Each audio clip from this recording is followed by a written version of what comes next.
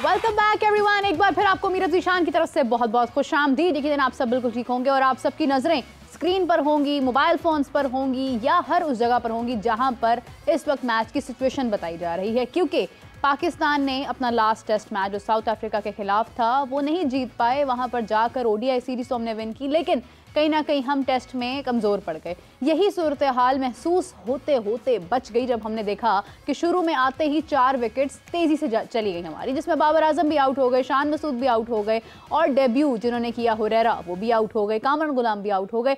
उसके बाद अभी फ़िलहाल थोड़ा सा ठहराव है, सब्र का सिलसिला जारी है, हल्के हल्के रन्स बन रहे हैं। तो देखना यह है कि ये सिलसिला कहाँ तक जाता है। तो आपकी मुलाकात करवाते चले आपके favourite sports analyst, sports journalist Shahnawaz Rana साहब। अस्सलाम वालेकुम, कैसे हैं आप? जी वालेकुम अस्सलाम, अल्लाह का शुक्र। आप सुनाइए, आप कैसी हैं? मैं बिल्कुल ठीक हूँ। शाहनवाज राना साहब, आपके जब भी कदम आते हैं तो अफसोस की बात यह है कि हम बहुत ज़्यादा खुशी का इजहार मैच के हवाले से बाई चांस ऐसा होता है कि जब भी आप आते हैं ना हम हारे होते हैं, कहीं ना कहीं से कुछ ना कुछ ऐसा ही होता है। क्या कहना चाह रही हैं आप मेरे मैं ये कहना चाह रही हूँ कि हम आपको बुलाते ही उस वक्त मेरा जब आना पाकिस्तान जो है ये भारा होता है। नहीं नहीं नहीं नहीं नहीं, बाई चांस ऐसा हो जाता है, ये पता नहीं क्यों लाजिम और मलजूम हो जाता है। लेकिन ये कि अगर हम देखें इस वक्त, क्योंकि पाकिस्तान ने शुरू में अपनी 4 विकेट्स गंवाई, उसके बाद अब जाकर थोड़े से कदम थामे उन्होंने, शायद मौसम तब्दील हुआ, मौसम में कुछ बेहतरी आई, हवा कुछ हमारे रुख चलती रही, तो अभी फ़िलहाल जो है वो ठहराव है। लेकिन शुरू की 4 विकेट्स कैसे चली गई, क्यों चली गई? टॉस ठीक था क्या हमारा?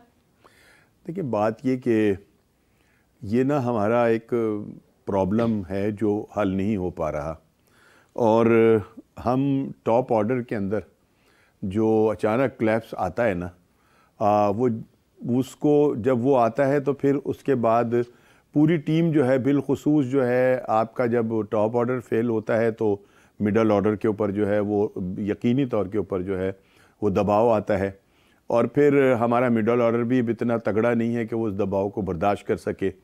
सो ये है कि ये जो एक प्रॉब्लम है ना, ये हमारी ख़त्म होने का नाम ही नहीं ले रही। कुछ हमारी अपनी भी इसके अंदर खामियां हैं, कुछ प्लेयर्स की तरफ से भी है कि प्लेयर जो हैं उन जिन पर हम तकिया करते हैं, जिन पर हमें ये होता है कि ये तमाम वो खिलाड़ी हैं कि जो हमारे निजात दहिंदा हैं, और ये इन्हीं के खेल की वजह से जो है वो हमारी टीम जो है वो कामयाबियां हासिल करती है।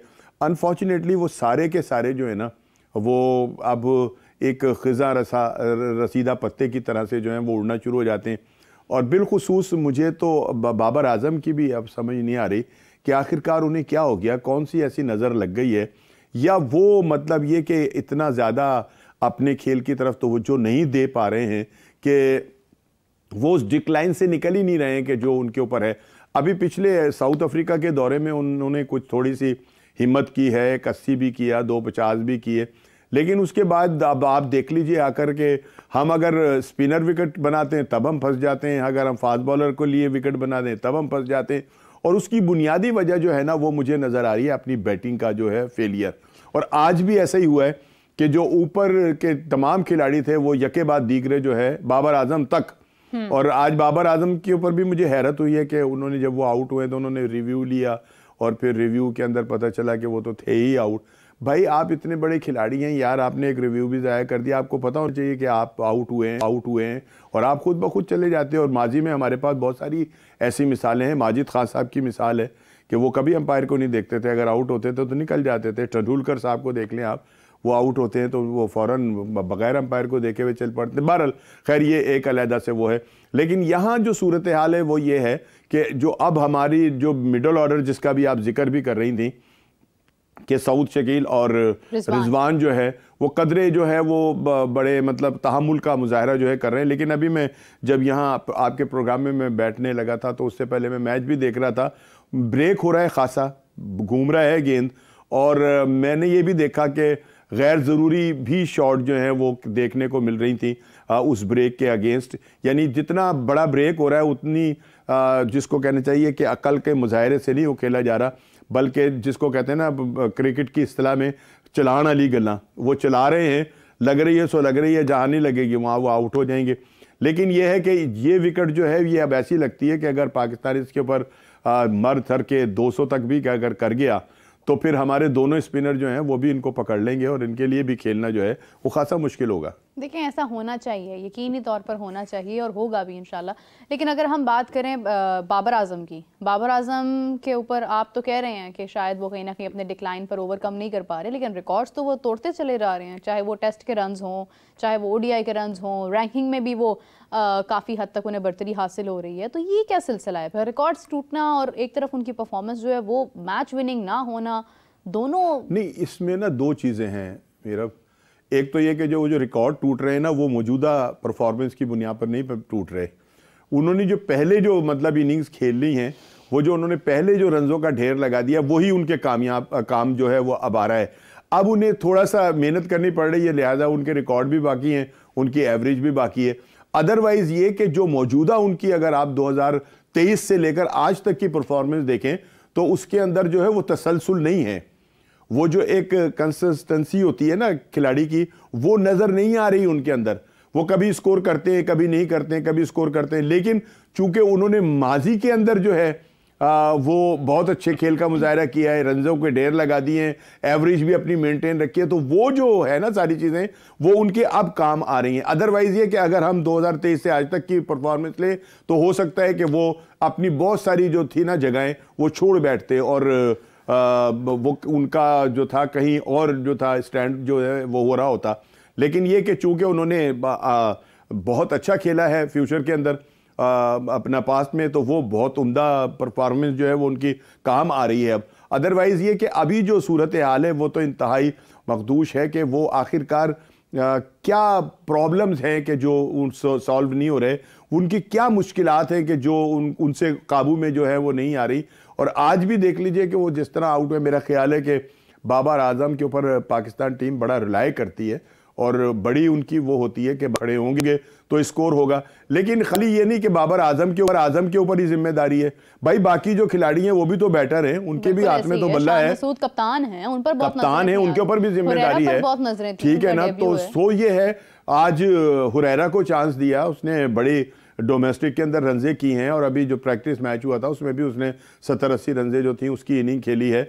उस नौजवान से भी बड़ी उम्मीदें थी कि वो जो है वो अपनी इस लेकिन कोई बात नहीं, उनका तो खैर पहला मैच है और उनसे उम्मीदें हमारी अभी भी नहीं, लेकिन हमें ये नहीं सोचना चाहिए कि पहला मैच है भाई। हाँ। अगर वो पाकिस्तान को रिप्रेजेंट कर रहे हैं तो फिर उनकी जिम्मेदारी और भी उनको ये पूरा टेस्ट मैच देना चाहिए। अगर आपने शामिल किया है तो फिर अब आप उन्हें नहीं उनको तो देंगे, ऐसा तो नहीं कि कोई वो अपना कोई एक मैच खिला के उन्हें बाहर बिठा देंगे। लेकिन यहाँ पर एक सवालिया निशान जो है वो शान मसूद की परफॉर्मेंस भी है कि अगर वो पता नहीं किस बुनियाद के ऊपर अगर उनको खिलाया जाएगा तो ये एक किसी भी अच्छे टैलेंटेड खिलाड़ी का जो है ना वो नुकसान होगा और वो उसकी जगह जो है वो बिला वजह घेर के बैठे हुए हैं। देखिए हमने शान का अनफॉर्चुनेटली हमने भी उनका बहुत नुकसान किया, हमने रिस्ट्रिक्ट कर दिया टेस्ट तक। आपको किसने कहा कि वो सिर्फ टेस्ट के खिलाड़ी हैं? आप उन्हें किसी और फॉर्मेट में भी यूज़ कर सकते थे। एक तो ये चीज़ है। दूसरी बात ये है कि आपने टेस्ट में उन्हें रिस्ट्रिक्ट करने के साथ टेस्ट का उन्हें कप्तान बना दिया। अनफॉर्चुनेटली वो कोई भी test match, I think 10 matches में हार्डली वो 2 मैचेस विन कर पाए हैं। 10 टेस्ट मैचेस जो कि हम अभी तक खेल चुके हैं और उनमें से हमारे ज़्यादा मैचेस अगर हम देखें जो हमारे पाकिस्तान से बाहर थे या पाकिस्तान में भी थे, बांग्लादेश का मैच हम उनकी कप्तानी में जो है वो बड़े बदतरीन अंदाज में हम वाइट वॉश हुए थे। तो वो कैप्टेंसी एक तो ठीक से नहीं सामने आ रही है और फिर दूसरा ये है कि उनकी इंडिविजुअल परफॉर्मेंस जिसको हमने रिस्ट्रिक्ट कर दिया टेस्ट तक, वो बाउंड हो जाता है फिर प्लेयर और इनसिक्योरिटी का शिकार हो जाता है। नहीं तो आप क्या समझ रही हैं कि उनको वनडे भी खिलाएं, उनको T20 भी खिलाएं? वनडे खेल सकते हैं शान मसूद, क्यों नहीं खेल सकते? नहीं, लेकिन अगर वो खेलते हैं तो फिर वो किसका नुकसान करेंगे? देखिए कितना बात ये कि और भी तो लड़के बैठे हुए हैं ना जो किसको करते हैं ना, आप किसकी रिप्लेसमेंट पर लेकर आते हैं। देखिए ये तो आप सिलेक्शन कमेटी है ना, जब इतने लंबे अरसे से हम ओडीआई के अंदर जब 2023 का वर्ल्ड कप हारे थे तो हमें उसी वक्त अपनी टीम को तब्दील करने की तरफ जाना चाहिए था। हमने कप्तान तब्दील कर दिया, लेकिन वो सिर्फ कप्तान की गलती नहीं थी। कोई भी ऐसा मैच नहीं था जहां पर सिर्फ बाबर परफॉर्म नहीं कर रहा था, वहां पर तमाम लोगों की सपोर्ट की वजह से हम वहां पर हारे थे। अफगानिस्तान से हम हारे थे, तो उसमें सबकी जो है वो पूरी वही ना। अब खाली एक तो टीम जो है वो किसी एक लड़के के ऊपर तो नहीं वो मुनस्सिर होती ना। हाँ। टीम जो टीमें जीतती हैं वो 11 लड़कों की परफॉर्मेंस होती है।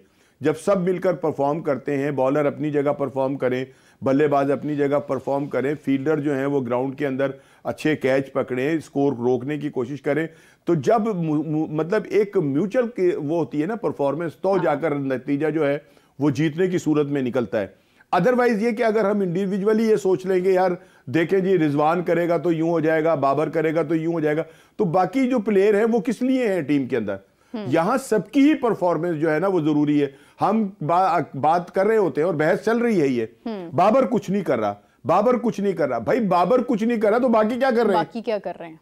बाकियों से भी तो पूछे कि आप क्या कर रहे हैं। उनको भी तो टीम में, वो भी तो पाकिस्तान की नुमाइंदगी कर रहे हैं, वो भी तो आखिरकार पाकिस्तान के लिए खेलने के लिए आए हैं, वो भी तो आखिरकार प्रोफेशनल हैं। तो वो मतलब एक अगर बंदा परफॉर्म नहीं कर रहा तो बाकी सबके सब जो है वो भी सो जाए, तो ये तो नहीं ना होता, ऐसे नहीं होता। ये तो जब तक कि आप कंबाइंड किस्म की जो है परफॉर्मेंस नहीं देते ग्राउंड के अंदर, और इसमें यकीनी तौर पे कप्तान का भी एक बड़ा वाइटल रोल होता है, बड़ा इंपॉर्टेंट रोल होता है। उसकी जो कॉन्फिडेंस बूस्ट अप हो जाता है ना जब एक कप्तान जब रन्स कर रहा होता है या अगर बॉलर है और विकेट्स प्रॉब्लम हासिल। जो है ना वो ये है कि वो एक तरफ तो कप्तानी अच्छी नहीं हो रही, दूसरी तरफ उसकी अपनी परफॉर्मेंस जो है वो ठीक नहीं हो रही। तो वो जब दो जगहों के ऊपर वो जहनी तौर के ऊपर फंस गया है ना, तो फिर ये है कि अब कोई फैसला जो है वो अक्ल के मुताबिक जो है वो हो ही नहीं पाता, ठीक है ना। लेकिन ये है कि जो थिंक टैंक बैठा है हमारा, जो कोचेस बैठे हुए हैं, जो टीम बनाने वाले बैठे हैं, उनको चाहिए ना कि वो उसको उस परेशानी से निकालें। अगर कुछ नहीं हो रहा तो भाई बिठा दें उसे। कप्तान तो कोई और भी हो सकता है, और भी क्या मतलब पाकिस्तान की क्रिकेट जो है वो बांझ हो गई कि अब शान मसूद कप्तान नहीं होगा तो फिर कोई भी कप्तान नहीं है, हमारे पास कप्तान ही नहीं है। नहीं सऊद शकील हैं, आप उनसे कप्तानी भाई हैं ना, बहुत सारे हैं ना जिनको कप्तानी कराई जा सकती है, ठीक है ना। और अभी तो इस मैच के बाद हमें बहुत टाइम के बाद जाकर जो है वो टेस्ट मैच खेलने को मिलेगा। मेरे ख्याल में इन 2 सालों के अंदर 5 टेस्ट मैच जो हैं वो सिर्फ हमें अब मिलने हैं, बाकी सारे T20 और वनडे है, ठीक है ना। तो इसके बाद बहुत बड़ा टाइम है हमारे पास। भी शामिल नहीं किया हमने जी, इमामुल हक को भी शामिल नहीं किया। मैं वही कह रहा हूं कि एक बंदा के जो फॉर्म में था जिसने स्कोर किया, अब अगर कप्तान से नहीं स्कोर हो रहा था, उसको कोई बहाना बना के इज्जत के साथ बाहर बिठा देते कि यार ये कोई फिटनेस का मेयार प्रॉब्लम आ गया है, कोई बुखार चढ़ गया, उन्हें कुछ और हो गया है। कम से कम मतलब ये कि एक तरीके से फेस सेविंग करके उसको बाहर बिठाकर इमाम को डाले थे, आपने उसको नहीं डाला, ठीक है ना। लेकिन ये कि अब नतीजा यही है, ये वाहिद अब ये लास्ट मतलब पेयर है। मैंने इसके बाद एक और खिलाड़ी है हमारा आगा, तो उसके बाद आपके पास फिर क्या रह जाएगा। लेकिन ये है साजिद अच्छी बैटिंग कर लेता है टैलेंट से। नहीं, वो अच्छी बैटिंग तो सभी कर लेते हैं, जब जिसका दिन होता है वो अच्छी बैटिंग कर लेता है। अच्छी बैटिंग इनसे क्यों नहीं हुई जिनसे बैटिंग के माहिर हैं, जिनसे जो बैटिंग के माहिर हैं और जिनसे बैटिंग की तवक्को थी, अच्छी बैटिंग उनसे नहीं है। अब हम तवक्को लगाएंगे नहीं नहीं नोमान बहुत अच्छी बैटिंग कर लेता है, उसने तो 100 भी किया है, नहीं नहीं साजिद बड़ा मार लेता है उसने भी। मतलब हम सिर्फ और सिर्फ तवक्कुआत के ऊपर, ख्वाबों पर, उसके ऊपर हम जिंदा हैं कि अब ये यूं नहीं तो यूं हो जाएगा, यूं नहीं तो यूं हो जाएगा। ऐसा नहीं होता। बात यह कि जीतते वो लोग हैं जो पूरी तैयारी के साथ आते हैं और पूरी टीम मिलकर खेलती है। यहां तो टीम मिलकर नहीं खेल रही, एक खिलाड़ी अगर रन नहीं कर रहा तो बाकियों को चाहिए कि वो रन करें, ठीक है ना।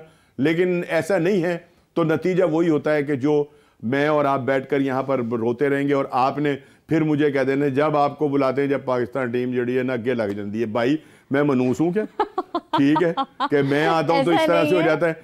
बात तो इनका है, इनका प्रॉब्लम तो इनका है, जिनका होना चाहिए आप उनको ठीक करवाएं। मैं तो कह रही हूँ अनफॉर्चुनेटली जब जिस दिन बुलाना होता है उस दिन पाकिस्तान के अच्छे हालात नहीं जा रहे होते हैं, वरना पाकिस्तान ने अच्छी परफॉर्मेंसेस भी दी हैं। बाय चांस ऐसा हो जाता है। मतलब मेरे माथे पे लिख गया कि मैंने मर्सिये पढ़ने, ऐसा तो नहीं है ना। नहीं, बात ये है कि आपकी तो परफॉर्मेंस ही ऐसी है कि जिसके ऊपर कोई भी बैठेगा तो यहाँ के रोएगा कि यार ये हुआ क्या है, ये हमारे साथ हो क्या रहा है, ठीक है ना।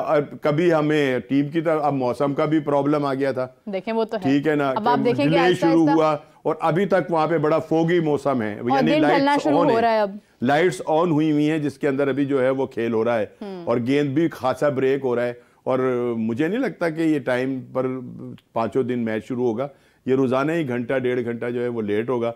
लेकिन इसके बावजूद भी जिस तरह से बिहेवियर है इस वक्त विकेट का, जो मैं देख रहा हूं कि ब्रेक भी हो रहा है, हल्का सा स्विंग भी हुआ है आगाज के अंदर, उनके फास्ट बॉलर ने भी अच्छी बॉलिंग की है, तो ये है कि ये कोई ना कोई नतीजा खेज तो यकीनन साबित होगा। अच्छा, एक चीज़ हम हमेशा गलती करते हैं कि हम अपनी तरफ से बड़ी साइंस लड़ाकर कुछ नया प्लान करते हैं हर दफ़ा, लेकिन हम ये भूल जाते हैं कि सामने वाली टीम भी तो हमें देख रही है ना प्लान करते हुए, उसने भी उसी के अकॉर्डिंग प्लान करना है। और फिर हम ये क्यों भूल जाते हैं कि दुनिया भर के लोग मुख्तलिफ जगहों पर जाकर क्रिकेट खेलते हैं और मैचेस जीतते हैं, हमें ऐसा लगता है कि शायद वो पाकिस्तान आएंगे तो हमारे जाल में फंस जाएंगे। अपने घर के शेर हम रहे ही नहीं हैं और ये बहुत देर से चलता आ रहा है। क्या वजह होती है कि लोग हमारी स्ट्रैटेजी को समझते हुए हम फैसला नहीं कर पाते और लोग उसके अकॉर्डिंगली बेहतर फैसला कर जाते हैं? हमारी स्ट्रेटेजी को समझते हुए वो हमें नहीं फंसाते, हम खुद स्ट्रेटेजी बनाते हैं और खुद ही उसमें फंस जाते हैं। क्यों? प्रॉब्लम यह है कि भाई अगर हम स्पिन विकेट बनाते हैं तो फिर हम स्पिनर में फंस जाते हैं उन लोगों के। अब वो दो जो हैं बॉलिंग कर रहे हैं उसमें हमने, ठीक है, अब अगर हम तेज मतलब विकेट बना देते हैं तो हम फास्ट बॉलरों से फंस जाते हैं। यहां प्रॉब्लम जो आ रहा है ना वो आ रहा है हमारी बैटिंग का। जब आप बॉलर्स को एक अच्छा टारगेट देंगे, एक अच्छा बड़ा स्कोर बोर्ड के ऊपर बनाकर देंगे कि ले जनाब ये है, अब आपने इसको डिफेंड करना है, अब आपने इसके मुताबिक बॉल करनी है, इनको आउट करना है। जब वो ही नहीं होगा तो बॉलर ऑटोमेटिकली जो है वो अंडर प्रेशर होते हैं कि यार ये इतना थोड़ा सा स्कोर है, इसको हम कैसे डिफेंड करेंगे। नहीं, लेकिन साउथ अफ्रीका के खिलाफ तो हम अपने फास्ट बॉलर, हमारी फास्ट बॉलिंग एक्सपोज हुई ना, क्योंकि वहां पे तो हम लास्ट में विकेट ही नहीं हासिल कर पाए, रबाडा को हम आउट नहीं कर पा रहे थे। बात असल में ये है कि हम वहां किस चीज में एक्सपोज नहीं हुए। बैटिंग हमारी एक्सपोज हो गई, फील्डिंग हमारी एक्सपोज हो गई, हमने वहां पर कैच भी छोड़े, एक की जगह दो रन से भी बनवा दी। बॉलिंग हमारी एक्सपोज हो गई, वहां तो हम मुकम्मल तौर के ऊपर एक्सपोज हो गए थे ना हर मामले के अंदर। फिर हमारी जो हिकमत अमली है वो भी एक्सपोज हो गई कि हमारे पास कोई प्लान ही नहीं होता कि करना क्या है हमें। अब एक वक्त मुश्किल आ गया तो उसको किस तरह से फेस। बात यह कि जब विकेट में जान नहीं होती तो मैंने ये देखा है कि जो बॉलर होते हैं वो बॉलिंग विकेट की मूड के मुताबिक करते हैं, आगे आगे करते हैं, ठीक है ना, बैट्समैन को खिलाने की कोशिश करते हैं कि वो कोई गलती करे और आउट हो जाए, अगर उनसे आउट नहीं हो रहा तो। यहां तो विकेट में भी जान नहीं है और आप एक गेंद आगे नहीं कर रहे, ठीक है ना, बाउंसर पे बाउंसर मारे चले जा रहे हैं और कुटैस खाए चले जा रहे हैं। रबादा ने स्कोर कर दिया। तो लगता ही नहीं है हमसे, बाउंसर तो हमसे लगता ही नहीं है अब। नहीं, बाउंसर तो पीछे कर तो रहे थे ना, कोशिश कर रहे थे, भाई आगे गेंद करो ना तुम यार। वो लोग आगे गेंद कर रहे थे, उन्होंने हमने 3 स्लिपें भी ली हुई हैं और गेंद भी आगे नहीं कर रहे। बाउंसर वाली तो स्पीड ही नहीं बनती है हमसे अब जाकर। भाई अगर आपकी नहीं है बाउंसर वाली स्पीड, ठीक है ना, तो आप कम से कम अपनी लाइन और लेंथ के ऊपर तो गौर करें, आप उस पर तो काम कर लें, आप उस पर तो तवज्जो दें कि आपकी लाइन और लेंथ जो है वो दुरुस्त होनी चाहिए। आप आगे गेंद करें, आपका छोटा छोटा स्विंग होता है, कहीं ना कहीं बल्लेबाज गलती करता ही करता है अगर आप उसको खिला रहे होते। जब उसने खेलना ही नहीं, आप कभी लेग के ऊपर गेंद कर रहे हैं, कभी ऑफ के ऊपर गेंद कर रहे हैं, कभी पीछे गेंद कर रहे हैं, तो फिर बल्लेबाज भी सेटल हो जाता है ना। दे देते हैं हम। हाँ, तो फिर उनके बॉलर्स ने हमारे बल्लेबाजों को खिलाया, उनको गलती पे मजबूर किया और सो ये है कि वो आउट करते चले गए। यहां तो हम गलती पे मजबूर ही नहीं कर रहे थे, यहां तो लेग स्टंप जा रहा था, तो ऑफ स्टंप जा रहा था, तो पीछे जा रहा था, मतलब एक दीवानों की तरह से ना, पागलों की तरह से। और कप्तान से हमारे वो हैंडल नहीं हो रहा था। कप्तान तो बहुत जल्दबाजी में आ गए सडनली। क्या जरूरत थी इतनी तेज शॉट खेलने की? और मतलब मैंने एग्जैक्टली क्योंकि उस पॉइंट को देखा नहीं था, मैं उस वक्त अपने शो का आगाज कर चुकी थी, लेकिन ये कि क्या जरूरत थी? जो मैंने सुना है कि उन्होंने काफी जल्दबाजी के अंदर जाकर वो कैच पर आउट हुए हैं, तो क्या जरूरत थी इतनी फास्ट बेसबॉल तो मैं को अपनाने की? बैठकर सोचते हैं ना, हम कहते हैं जब हम देख रहे होते हैं ना, तो हमें तो जो हम देख रहे होते हैं हमने वही आकर आगे उस पर ही बात करनी होती है, ठीक है ना। जो उसकी टेक्निकलिटी है, जो उसके जो और तकनीकी मसाइल हैं, मामलात हैं, वो लोग बैठे हुए देख रहे होते हैं जिनको कि हम बहुत बड़ी बड़ी तनख्वाहें दे रहे हैं। जो कोचेस की एक पूरी टीम जो है, अगर 12 लड़के हमारे अंदर खेल रहे हैं तो 12 कोचेस भी बाहर बैठे हुए, 14 कोचेस भी बाहर बैठे हुए। तो ये तो उनकी जिम्मेदारी है ना कि वो उसको टेक्निकली तौर के ऊपर देखें कि यार ये इससे क्या गलती हो रही है, ये क्यों कर रहा है ऐसी गलती, ठीक है ना। हम तो ये कहते हैं जी गैर जरूरी शॉट मारते हुए जो है वो आउट हो गए और उनको ये नहीं खेलना चाहिए था। भाई क्यों नहीं खेलना चाहिए था? ये उन्हें चाहिए जो लोग बाहर बैठकर उनको देख रहे हैं, वॉच कर रहे हैं और जिनका काम है कि ये सारी चीजें जो हैं वो ठीक करें, ठीक है ना। तो ये सारा हमारा ना अभी कोई ऐसा जिसको कहते हैं ना मरबूत एक पॉलिसी जो है वो नहीं बन पा रही है। हम उसको लैग कर रहे हैं। हमसे टीम भी अभी तक देखे ना सर के ऊपर आ गई है चैंपियन ट्रॉफी, हमारी अभी तक टीम का ही अनाउंसमेंट नहीं हो रही कि हमने हमारे कौन से लड़के हैं जो उसके अंदर खेलेंगे चैंपियंस ट्रॉफी के अंदर, चैंपियन ट्रॉफी में खेलेंगे। तो जब हमारी मतलब ट्राई नेशन सीरीज में बस जो होगा वही चैंपियंस ट्रॉफी में होगा, ये बात तो वाज़ेह है। लेकिन इसी के साथ आप लोग मत भूलिएगा कि हम स्क्रीन के ऊपर जो नंबर शो कर रहे हैं उसके ऊपर आप कॉल करके हमारे प्रोग्राम में लाइव कॉल्स का हिस्सा बन सकते हैं, अपना सवाल ड्रॉप कर सकते हैं। मैं शाहनवाज राना साहब आपको आपके सवालात का जवाब देंगे। So continue and keep trying calling. यहाँ से आपकी कॉल एक्सेप्ट होगी और आपका सवाल हमारे शो में बोला जाएगा और उसका जवाब भी दिया जाएगा। Coming back to the point, Shahnawaz Rana sahab, एक और चीज़ बहुत इंपॉर्टेंट ये है कि जहाँ पर भारत की पूरी टीम पाकिस्तान नहीं आई, वहाँ पर एक चीज़ थी जो होनी ही थी, और वो थी कि जब भी कोई कंट्री कोई इवेंट आईसीसी का होस्ट करता है तो उसमें एक तमाम कप्तान इकट्ठे होते हैं हर टीम्स के, और रोहित शर्मा ने भी आना था फॉर श्योर, क्योंकि भारतीय टीम के कप्तान हैं, और प्रॉबली ये उनका आखिरी टेस्ट जो चैंपियंस ट्रॉफी का इवेंट है ये उनका आखिरी भी हो सकता है, इसके बाद शायद वो रिटायरमेंट भी अनाउंस करते हैं। तो रोहित शर्मा सारी गुफ्तगू के बाद पाकिस्तान आने पे आमादा हुए, उनको इजाज़त भी मिल गई और वो पाकिस्तान आ भी रहे हैं फ़ोटोशूट के लिए, और प्रेस कॉन्फ्रेंस एक छोटी सी अगर होगी तो उसके लिए भी। उनकी आमद पर क्या कहना चाहेंगे? देखिए, बात यह कि ये तो एक बड़ी अच्छी खबर आपने मुझे दी है कि वो आमादा हो गए हैं, उन्हें इजाज़त मिल गई है, ठीक है ना, और वो पाकिस्तान फ़ोटोशूट के लिए आ रहे हैं। भाई, हम लोग मेज़बान लोग हैं, हमारे घर में, हमारे वतन में जो भी आते हैं हम उन्हें बाकायदा मोहब्बत देते हैं, उन्हें सर पर बिठाते हैं, उनसे अपनी प्यार का इजहार करते हैं। और जैसा कि रोहित ने भी और बहुत सारे खिलाड़ियों ने भी इंडिया ने ये इजहार किया कि हम तो अपने बैग बांध के बैठे हुए हैं, हाँ, कि हमें कोई इजाजत दे और हम पाकिस्तान जाकर खेलें। तो अगर रोहित आ रहे हैं तो रोहित को यहाँ पर वो सब कुछ इज्जत मिलेगी कि जो मिलनी चाहिए। हम भारतों की तरह से ना कम ज़र्फ नहीं है, हमारे जो ज़र्फ का मयार है वो उनसे बहुत आला है, बुलंद है। वो वहां बैठकर सारे दिन 10 बंदे इकट्ठे कर ले। लेकिन मेजबानी तो उन्होंने भी हमारी बड़ी अच्छी की थी, लोग इकट्ठे हो गए थे बाबर को देखने के लिए, फिर उनके साथ तस्वीरें बनाई, सेल्फीज बनाई, हाँ, गुफ्तगू की, हंसी मजाक किया, इनफैक्ट उनको बड़ा जबरदस्त वेलकम भी किया। तो क्या करते वो, अगर वो ऐसा ना करते तो फिर वो क्या करते? नहीं, मेजबानी में हम बहुत आगे हैं उनसे, इस बात को छोड़ दें आप।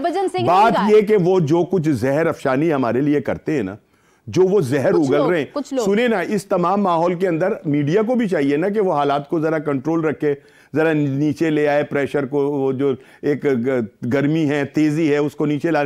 वो तो वहां 10-10 बंदे बैठकर अजीब अजीब गुफ्तगू कर रहे होते हैं, जिनकी समझ ही नहीं आ रही, जिनकी ना उर्दू ठीक है ना जो उनको बोलने की तमीज है, ठीक है ना, वो पाकिस्तान के खिलाफ वहां बैठकर जहर अफशानी कर रहे होते हैं। तो उनको कंटेंट मिल रहा होता है ना, किनको कंटेंट नहीं मिल रहा होता, ये उनकी जिबलत में शामिल है, ये उनके खमीर में शामिल है कि वो पाकिस्तान के लिए कभी अच्छा जो है वो नहीं बोलेंगे। भाई, अगर वो यहां आएगा उनका कप्तान तो हम उसे वो इज्जत देंगे कि वो जाकर वहां बताएगा कि यार मैं वहां गया था, उन्होंने तो कमाल करके रख दिया, ठीक है ना, और ये हमारा फर्ज भी बनता है। लेकिन ये है कि ये खबर आपने दी है और ये मैं समझता हूँ ये बड़ी ज़बरदस्त खबर है, वरना अब तक तो जितनी खबरें आ रही थी वो यही आ रही थी कि वो शायद ना आए, लेकिन वो अगर ना आते तो ये भी जो थी आईसीसी उसका फिटे मुंह था कि वो ना आ रहे, क्योंकि ये जो है ये आईसीसी का है अपना शो, हम तो मेजबान हैं, हम तो उसको एग्जीक्यूट कर रहे हैं, ठीक है ना, बुलाना या ना बुलाना, आना या ना ये तो उनकी जिम्मेदारी है आईसीसी के कि वो आए। अगर वो आते हैं तो भाई आईसीसी की बल्ले बल्ले, और अगर नहीं आते तो फिर वो जो मैंने अभी कहा था वो वही है, ऐसा ही है। लेकिन ये है कि चलें, अगर वो आ रहे हैं तो कम से कम कोई एक अच्छा तो इवेंट जो है वो होगा कि सारे कप्तान इकट्ठे होंगे, अच्छा सा फोटो शूट होगा, अच्छी सी गुफ्तगू होगी, अच्छा सा हम उनको जनाब अली उनका स्वागत करेंगे, हिंदी के अंदर जिसको कहते हैं ना वेलकम या खुशामदीद नहीं, हम उनका स्वागत करेंगे जनाब, उन्होंने जी आया नु कहेंगे, ठीक है ना। तो ये है कि ये एक अच्छी खबर है जो आपने सुनाई है, और मेरा ख्याल है कि रोहित यहाँ आकर खुश होगा। आई विश कि बिल्कुल उनको अपना ये टूर जो है वो याद रहे। लेकिन एक सवाल मेरे दिल में आ रहा था कि जहाँ पर रोहित शर्मा एग्री हो गए, और उन्होंने खैर क्या एग्री होना था, इजाज़त तो गवर्नमेंट ने और बीसीसीआई ने देनी थी, तो वो उन्होंने दे दी कि वो यहाँ पर आ रहे हैं।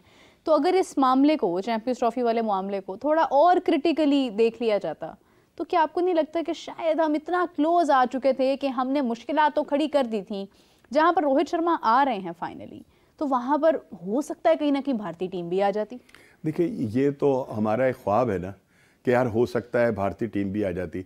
उन्होंने तो पहले दिन नहीं, वो उनका तो पहले दिन से प्लान होता है पाकिस्तान में कोई भी। अभी देखे ना एशिया कप हुआ था, उन्होंने उसका क्या हाल किया, और वो यहां से निकलकर श्रीलंका भी जाकर बाज नहीं आए कि चले वहां पर जिन शहरों के अंदर बारिश नहीं हो रही है उनके जो मैचेस हैं वहां ट्रांसफर कर दिए जाए, वहां एक अच्छे एनवायरनमेंट के अंदर जो है वो मैच। उन्होंने कहा नहीं, जहां बारिश हो रही है, जहां गोडे गोडे पानी है ना, ऐसी खेड़ना होता ही है भाई, हमने नहीं जाना इधर उधर, ठीक है या नहीं। तो वो उनके लेकिन तो उसमें कंट्रीब्यूशन भी तो हमारा ही था क्या, हमने ही हाइब्रिड का ये जो है वो एक नाम उजागर किया था ना सबके सामने कि हाइब्रिड पर चले जाएं, कोई मसला नहीं है। तो उसके अलावा कोई दूसरा चारा ही नहीं था। हम तो कह रहे थे भाई आकर खेलो, पाकिस्तान में आके खेलो, वो तो तैयार ही नहीं, उन्होंने साफ इनकार कर दिया था, उन्होंने कहा जी हम नहीं खेलेंगे, हमें या तो श्रीलंका में खिला लें या दुबई के अंदर खिला लें। ये इतना उन्होंने हमें इस्तेकाक दिया था कि हम श्रीलंका या दुबई का इंतखाब करें, लेकिन उन्होंने ये नहीं कहा था कि हम आकर खेलेंगे। भाई वो तो पहले दिन से पाकिस्तान में कोई भी बड़ा इवेंट, कबड्डी की टीम आती है उन्होंने आने से रोक दिया। हालांकि कबड्डी की यहाँ एशियन चैंपियनशिप भी हुई, वर्ल्ड चैंपियनशिप भी हुई, इस बार अदरवाइज ठीक है ना। पे I guess blind world cup को भी शायद वो भी उनको भी नहीं आने दिया उन्होंने। हालांकि तो ऐसा होता नहीं है भाई, वो हमारे खेल पाकिस्तान में होते हैं, लोग आते हैं यहाँ पे। अंडर 19 की बात की जाए या आप स्नूकर की बात करें, डिफरेंट टीम्स हैं वो पाकिस्तान में आकर खेलते हैं भारत से। इट वाज ओनली क्रिकेट, सिर्फ क्रिकेट की बात नहीं, अब तो उन्होंने अपने तमाम दूसरे खेलों पर फिलहाल उन्होंने थोड़ी अब तो उन्होंने दूसरे खेलों के ऊपर भी ये कदगन जो है ये लगाई है। तो उनके तो प्लान में शामिल होता है कि वो पाकिस्तान में होने वाले किसी इवेंट को कामयाबी से हम किनार ना होने दें, और वो पंजाबी में कहते हैं जिन्नी का चिंज पा सकते हैं ना वो उसके अंदर डालते हैं। लेकिन इस मामले को हल क्यों नहीं किया जाता? क्या हल किया जाए बताएं? हम क्या उनके सामने हाथ जोड़ लें? हम कान पकड़ लें उनके सामने कि हुजूर आप जो कर रहे हैं? ये बात असल में ऐसी नहीं है। टेबल टॉक नहीं हो सकती ये टेबल टॉक तो बहुत सारे मामलात पर हो सकती है। जो कुछ वहां पर हो रहा है, ठीक है ना, जो दरअंदाजियां अंदाजियां जो हैं वो कर रहे हैं हमारे बॉर्डर्स के ऊपर, हम तो उस पर भी बैठकर टेबल टॉक कर सकते हैं। वो टेबल टॉक करने पे बाजी नहीं, वो तो तैयार ही नहीं होते, आते ही नहीं किसी बात पर। बात ये कि ये क्रिकेट जो है ना, ये एक ऐसा खेल है जिसने ना सिर्फ दोनों ममालिक के जो अवाम है उनको इकट्ठा किया हुआ है, बल्कि दो मुल्कों को भी इकट्ठा किया हुआ है, दुनिया को इकट्ठा किया। ठीक है ना। अब पाकिस्तान के अवाम भी चाहते हैं कि भारत जाकर, भारतीय टीम पाकिस्तान है, भारतीय लोग भी चाहते हैं कि पाकिस्तान वहां आकर खेले। लेकिन ये जो है ना, ये तो नाक का बाल जो है ये तो उन्होंने बनाया हुआ है अपना, क्या कहते हैं, इंडियन गवर्नमेंट ने, कि वो किसी बात के ऊपर तैयार ही नहीं होते। भाई बोर्ड है, वो उसको इजाजत दें कि वो अपने मामलात, अपने फैसले जो है वो खुद करे, ठीक है ना। आप उसको पॉलिटिकली जो है वो लेकर आपने सारी क्रिकेट का बेड़ा गर्क किया हुआ है। तो इसमें हमारा कसूर थोड़ी है, ये कसूर तो भारत का है। हम तो तैयार हैं कि भाई हमें आप आकर हमारे साथ खेलें, हम आपके साथ खेलने को तैयार हैं। सो ये है कि ये तो उन लोगों ने अपनी इज्जत का मसला बनाया हुआ है, और ये सिर्फ हठधर्मी है, और इसके अलावा जो है वो और कुछ नहीं है। मैं ना मानू वाली बात है, ठीक है ना, और इसके अलावा कुछ नहीं है। और वो सिर्फ और सिर्फ पाकिस्तान के लिए जो बुग़्ज़ रखते हैं, जो उनके दिल के अंदर एक पाकिस्तान के लिए आग है, जो एक नफरत है, ये उसका इजहार करते हैं अपनी मुख्तलिफ हवालों से। देखिए, आपके जज्बात की मैं बड़ी इज्जत करती हूँ, लेकिन वही बात जो आपने भी की कि क्रिकेट सबको जोड़ती है। हम देखते हैं स्टेडियम्स में डिफरेंट नेशनैलिटी के लोग इकट्ठे बैठे होते हैं, फिर मैच देख रहे होते हैं, अपनी अपनी टीम को सपोर्ट कर रहे होते हैं। बहुत से ऐसे लोग हैं जो पाकिस्तान से इंडियन प्लेयर्स के फैंस हैं, बहुत से ऐसे लोग हैं जो भारत से पाकिस्तान के प्लेयर्स के फैंस हैं। आज की क्रिकेट की अगर बात ना भी की जाए तो आप देखें, पास्ट में अगर हम ज़हीर अब्बास की बात करते हैं, उनकी बहुत बड़ी फ़ैन फॉलोइंग है। फिर आप देखें शोएब अख्तर की बड़ी एक फैन फॉलोइंग है, वसीम अकरम की बड़ी फैन फॉलोइंग है, आपने एक नाम इमरान खान की बड़ी फैन फॉलोइंग है, इमरान खान की बड़ी फैन फॉलोइंग दुनिया भर में है। तो आप देखें कि ये जो खिलाड़ी हैं, इनकी पाकिस्तान से हों या भारत से हों, इनको देखने वाले लोग दुनिया भर से हैं। लेकिन मसला तब आ जाता है जब गवर्नमेंट्स बीच में इन्वॉल्व हो जाती हैं। लेकिन मैं भी तो यही कह रहा हूँ, मैंने कोई पश्तो में तो अपना बयान मैंने नहीं दिया था, अपने लफ्जों में भी मैंने उर्दू में ही बयान दिया था, जो सबको समझ आता है। लेकिन वो आपका बयान जरा ज्यादा जो है ना, वो गंभीरता का शिकार था। नहीं, गंभीरता का शिकार मैं इसलिए होता हूँ कि जब मैं उनको बैठे हुए देखता हूँ ना, वो 4-5 कट्ठे हुए होते हैं, बांदर और उछल रहे होते हैं, ठीक है ना। नहीं तो शाहनवाज राणा साहब, हम भी तो बैठकर जो है वो इसी तरह से नहीं, हम नहीं करते, हम भी इतनी सख्त हम नहीं करते। मीरा बात नहीं करती, आप बड़ा बैलेंस बात रख करती हैं, आप बड़े सोच समझ के गुफ्तगू कर रही होती हैं। उनके तो मुंह में जो आ रहा होता है वो बकरे होते हैं वहां बैठे हुए, और टिका के कर रहे होते हैं। और यार भाई, खुदा का वास्ता, तुम लोग थोड़ी सी शर्म करो यार, खेल को खेल रहने दो। आप लोग तो बिल्कुल ही पागल हुए हुए हैं यार। और फिर उनमें इतनी जुर्रत नहीं है। और तुम 1 अरब की आबादी के अंदर 16 लड़के निकालते हो, हम 27 करोड़ के अंदर से 16 निकाल के तुम्हारे मुकाबिल खड़ा करते थे और तुम्हें जलील करते हैं, ठीक है ना। और उनको कब किया जलील आखिरी बार? हम जो चैंपियन ट्रॉफी हो रही है, क्या उसके हम चैंपियन नहीं है? 2017 में 2017 किसने हराया था? 2017 की टीम तो हमारी वर्ल्ड कप में अभी उनको हराया है। किसने हराया है? जिससे कौन से वर्ल्ड कप में? ये अभी गुज़िश्ता जो वर्ल्ड कप हुआ है, उसके एक मैच के अंदर पाकिस्तान ने इंडिया को हराया। कौन सा वाला? जो एक ये कहते थे ना, हम वर्ल्ड कप में हराते ही नहीं है। हाँ, ठीक है ना, हमारा रिकॉर्ड वर्ल्ड कप में बहुत खराब था, वो रिकॉर्ड टूट गया पिछले दिनों। एक मैच हम जीते। चलो सिर्फ एक मैच सही यार, हराया तो है ना। आप तो किसी अपनी जीत को याद नहीं रख रही हैं, ठीक है। नहीं, मेरा ये कहने का मतलब है कि बात ये है कि हमारी टीम थी ना खेल के मुकाबले में, ठीक है ना, चैंपियंस ट्रॉफी की जो हमारी टीम थी, अलबत्ता चैंपियंस ट्रॉफी का रिकॉर्ड अगर आप निकालते हैं तो पाकिस्तान ज्यादा मरतबा जीता हुआ है। पाकिस्तान के पास विनिंग एज ज़्यादा है, क्योंकि हमने 2017 में जब भारत से अपना मैच हम हारे थे तो हमने फाइनल में उनको हराया था और चैंपियंस ट्रॉफी हासिल की थी। अच्छा, अब एक और आपको बात बताऊं। हाँ, अगर हम वर्ल्ड कप के मैचेस का रिकॉर्ड एक तरफ रखकर ओवरऑल मैचेस की अगर बात करें ना, ओडीआई भी और ये भी, इसमें हमारा पलड़ा जो है वो इंडिया से बहुत भारी है। 25 मैचेस तकरीबन या 20 मैचेस ज्यादा हमारे विन है, लेकिन उसकी रीजन ये है तो फिर उसमें आप कैसे कहती हैं हमने कब हराया? देखिए वो पास्ट की बात है, क्योंकि उस वक्त पाकिस्तान की टीम बहुत बड़ी टीम जीत होती है, वो मौजूद हो या वो मतलब माजी का हिस्सा हो, जीत होती है। हमने उन्हें 25 मरतबा ज्यादा हराया है, तो फिर वो किस बात के सुपरस्टार है, किस बात के वो है? असल ये चीज है कि हम एक एहसासे कमतरी का शिकार लोग होते हैं, ठीक है ना।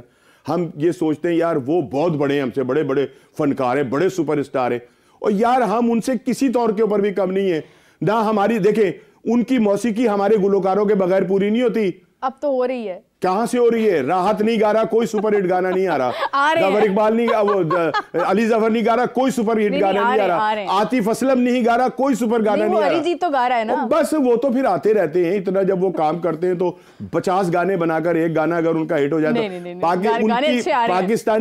पाकिस्तानी फनकारों के बगैर उनकी मौसीकी भी कंप्लीट नहीं है, ठीक है ना। तो पाकिस्तान से क्यों नहीं कोई अच्छा गाना बाहर आ रहा?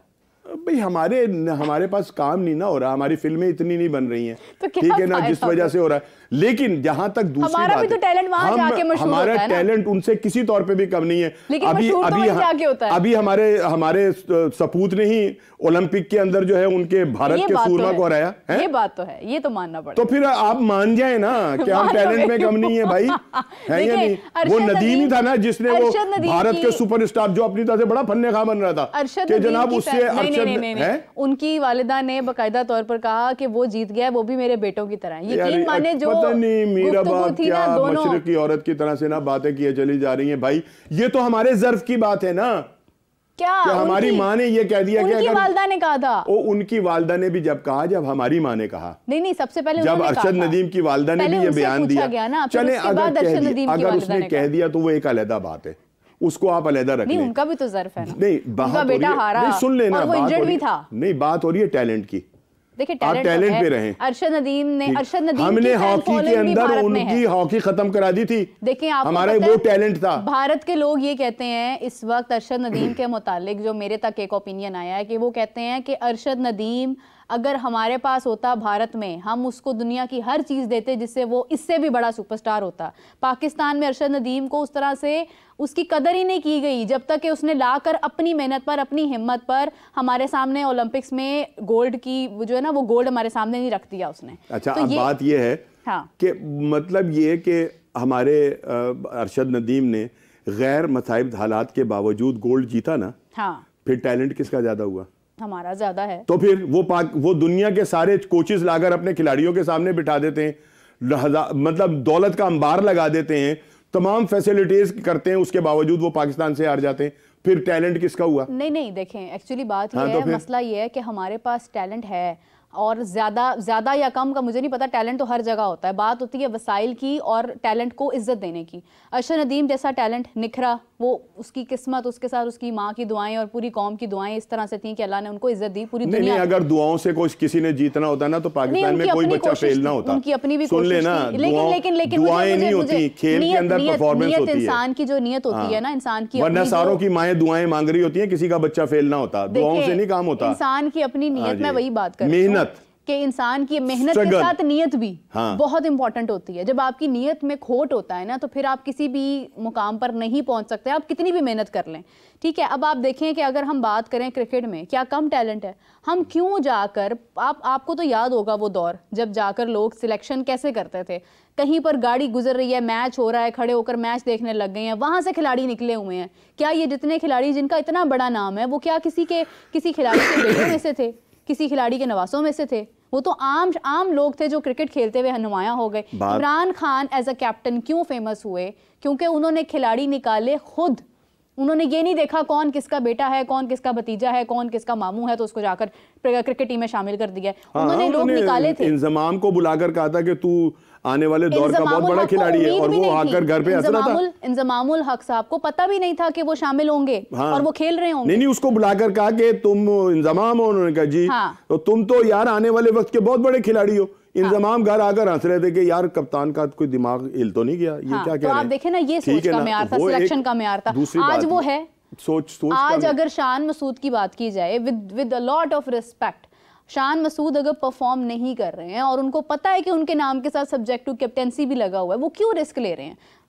दें कप्तानी साउथ शकील को, कहें आप कप्तानी करें, मैं रेस्ट करता हूं, आप इमामुल हक को शामिल करें। देखिए ये होती है, क्यों जीदारी नहीं पैदा की जाती है? हमें किस बात का डर खौफ है? ये जीदारी नहीं होती, ये होती है ज़र्फ की बात कि आप जब आप देख लें दूसरे ममालिक के बहुत सारे क्रिकेटर ऐसे हैं कि जिन्होंने बिल्कुल आकर अचानक अपने पीक के ऊपर कहा कि हम नहीं खेलेंगे। हाँ, ठीक है ना जिमी एंडरसन ने रिटायरमेंट नहीं दी। एंडरसन हो गया, वो मोइन खान को ले लीजिए, और बहुत सारे हैं मिसालें कि जिन्होंने कहा कि यार हम नौजवान खिलाड़ियों के लिए अब जगह छोड़ना चाह रहे हैं। भारत की मिसाल ना दें, लेकिन आप देखें रविचंद्र अश्विन ने इतना जबरदस्त स्पिनर है उनका, उसने रिटायरमेंट अनाउंस किया। गौतम गंभीर जैसा शख्स जो इतना हालांकि वो भी उसकी भी आंखों में आंसू अब जो था ईश्वन की रिटायरमेंट का वक्त आ गया था, लेकिन उन्होंने बहुत ज्यादा खेल लिया था, लेकिन उन्होंने इज्जत को रखा ना अपनी। उन्होंने कहा इससे पहले कि लोग कहें कि डालो चल निकल निकल निकल, या बोर्ड मुझे कहे कि जी थैंक यू वेरी मच, आप टीम में शामिल नहीं है, मैं खुद क्यों नहीं कहूं? ठीक है ना। अभी आप ये पीएसएल में देख लीजिए ना, कितने खिलाड़ी ऐसे हैं कि जिनको नहीं खेलना चाहिए। शुएब मलिक क्यों खेल रहे हैं भाई?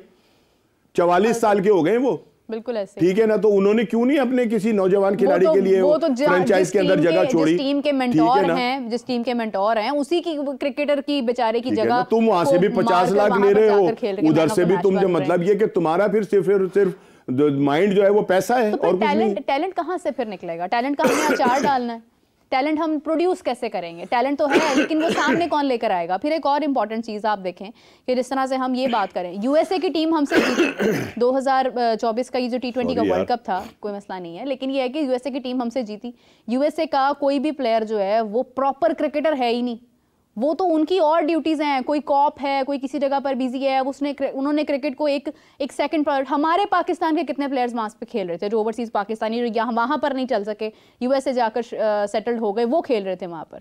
हमारे तो बहुत सारे, अब देखे ना, उस्मान कादिर भी चले गए, पाकिस्तान छोड़ गए, और अब वो ऑस्ट्रेलिया से खेलने की तको-दो करेंगे। तो ये तो हमारे लिए लम्हे फिक्रिया है ना कि आखिर हम क्यों नहीं ऐसा निज़ाम बना रहे कि जिससे हमारे खिलाड़ी जो है अपने मुल्क में इज्जत के साथ ज़िंदगी गुजारें, और बंदा विद रिस्पेक्ट उनको, अगर वो खेलने के काबिल है तो उनको खिलाया भी जाए।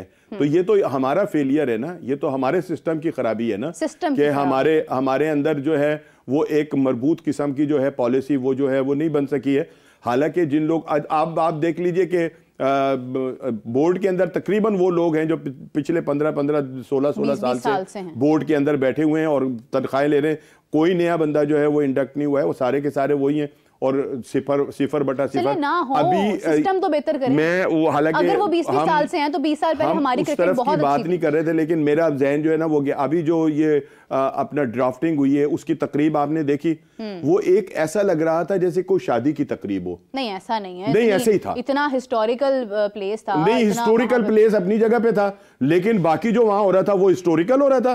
क्या हुआ यार? हम अपने एक तशक्कुस को दिखा रहे थे, हम पाकिस्तान का एक खूबसूरत चेहरा दिखा, यहां से उठकर 4 बंदे उसकी मेज पर जाके बात कर रहे हैं, वो उठकर वहां पर बात कर रहा है, ठीक है ना। माइक आपके खराब हो गए आ रही है, आपने उन लोगों को माइक पकड़ा दिया जिनको बोलने की तमीज नहीं है, वो वॉइस ओवर कर रहे हैं, टीम आ रही है, पता नहीं वो क्या कह रहा है वो बंदा, ना उसके लफ्जों के अंदर कोई जान, ना वो उसकी आवाज की कोई खूबसूरती, ना कोई उसके पास कांटेक्ट, वो लगे हुए। अच्छा, फिर टीम आ रही है जी, पेशावर ज़ल्मी तशरीफ ला रहे हैं, फला फला ये वो, ठीक है ना। कप्तान की बजाय कप्तान का अब्बू आगे चल रहा है, उसका भाई उसके बराबर में चल रहा है। भाई आप शादी की तकरीब में आए यार, आप एक इतना बड़ा इवेंट हो रहा है, आप उसको प्रेजेंट कर रहे हैं, या आपको शादी के अंदर आ रहे हैं? वो जनाब सारे घर वाले जो है वो यूं हाथों को चौड़ा कर करके चल रहे हैं वहां पर।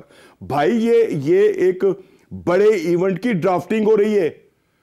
फिर दूसरी बात ये कि आपको ना मौसम का पता है यार, मौसम सर्द है, आपने शलवार कमीज पहना के उसके ऊपर उनको वेस्ट कोट पहना दी, बाद में उनको लगी ठंड। अब कोई किसी ने नीली जर्सी पहनी हुई है, किसी ने ओवरकोट पहना हुआ है, किसी ने कुछ किया हुआ है, एक तमाशा बनाया हुआ था यार। नीली जर्सी तो वैसे ही कराची किंग्स वालों की, वो तो जिनकी है उनकी है ना, बाकियों ने तो अपने वेस्ट कोट के ऊपर जनाब अली वो मुख्तलिफ किस्म की वो जैकेट पहनी हुई थी। रात हो गई थी ना, ठंड रात हो गई थी, तो फिर आपको नहीं पता था कि रात होनी है, तो इसीलिए तो लेकर आए हुए थे ना। ऐसा नहीं है। अगले आप ये देखें, आईपीएल चला गया सऊदी अरब, जाके उन्होंने उसकी ओपनिंग सेरेमनी। भाई बात तो सुन लेना, आप दूसरों को मतलब वो अपना वो बनाते हैं तो अपने मामलात को भी तो ठीक करें। कितनी खूबसूरत जगह थी ये, जहां पे प्रोग्राम हुआ है ये। एक तरफ आपको शाही किला नजर आ रहा था जो हमारे तशख्खुस की एक निशानी है, एक तरफ आपके बादशाही मॉस्क जो थी वो पीछे नजर आ रही थी जो हमारे एहसासात और उसकी एक तर्जुमानी करती है, मोहब्बत की तर्जुमानी करती है। हुजूरी बाग एक हिस्टोरिकल प्लेस, और वहां हो क्या रहा था, वहां सारे के सारे भागते फिर रहे थे इधर उधर, ना कोई डिसिप्लिन था, ना कोई लेना ना कोई देना। वजह यह कि काम सारा उन नहलों के हाथ में है जिनको करना नहीं आता, ठीक है ना। मैं खुदा की कसम सर पकड़ के बैठ गया वॉइस ओवर, मैं क्योंकि खुद वॉइस ओवर की दुनिया का एक नाम नहीं, ठीक है ना। वो वहां पे जो माइक लेकर खड़ा हुआ था ना, जो वेलकम कर रहा था टीमों को, कभी उसकी लैंग्वेज आपने सुनी, उसका कॉन्ट्रैक्ट आपने सुना, उसकी आवाज आपने सुनी, उसके लहजे के ऊपर गौर किया आपने? तमाशा आपने बना के रख दिया था। देखिए ये बात तो कहीं ना कहीं है कि प्रोडक्शन के इश्यूज थे, और दूसरा एक और अल्लाह का शुक्र है कि आप मान गई। हम ये भी कहते हुए प्रोग्राम का इख्तिताम करेंगे कि वहां पर मीडिया जिसके पास राइट्स थे चीजों को दिखाने के, उनका सिर्फ ये फर्ज नहीं होता, नहीं उनका सिर्फ ये फर्ज नहीं, मैं मतलब उनकी बात कर रही हूँ जिनके पास मीडिया राइट्स थे कि जो दिखा रहे थे मीडिया राइट्स वाले, वो उनको ये भी सोचना चाहिए कि हर चीज दिखाने वाली नहीं होती है। जरूरी नहीं है कैमरा जहां कोई अपना भी गुजर रहा है तो आपने वहां पे कैमरा कर देना और आपने अपने मुल्क का मजाक दुनिया भर में बनवाना है। अल्लाह का शुक्र है आप मान गए इस बात को। कैमरा है तो आप कुछ वो चीज दिखा दे जो पॉजिटिव है। आप कैमरे का सबसे बड़ा कमाल नहीं है भाई, दिखाना तो वो है, दिखाएंगे तो आप तब ना कि जब वहां पर सारी चीजें जो है वो उससे होंगी। नहीं, लेकिन मैं एक स्पेसिफिक एक चंक की बात कर रही हूँ जो आई गेस के बहुत सारे लोगों को शायद समझ भी आ गया होगा। तो इन चीज़ों का भी ज़रा ख्याल रखना चाहिए कि आपके मुल्क की साख है, आप उसको कितना डीवैल्यू करेंगे, कितना ही दिखाएंगे उसका एक बुरा रुख, तो उसको भी ज़रा थोड़ा कंट्रोल करना चाहिए। खैर, आपका बहुत शुक्रिया Shahnawaz Rana sahab, you are always very great here, और आपके आने से यहाँ पे भाग लग जाते हैं, वो अलग बात है, मैच हम हार रहे होते हैं, लेकिन ये है कि उससे आपके आने का कोई ताल्लुक नहीं है, वो हमारी अपनी टीम की कारकर्दगी है। इसी के साथ मुझे और शाहनवाज राना को दीजिए इजाज़त, आपसे मुलाकात होती है कल। अपना बहुत सारा ख्याल रखिएगा, take care, bye bye. Bye bye.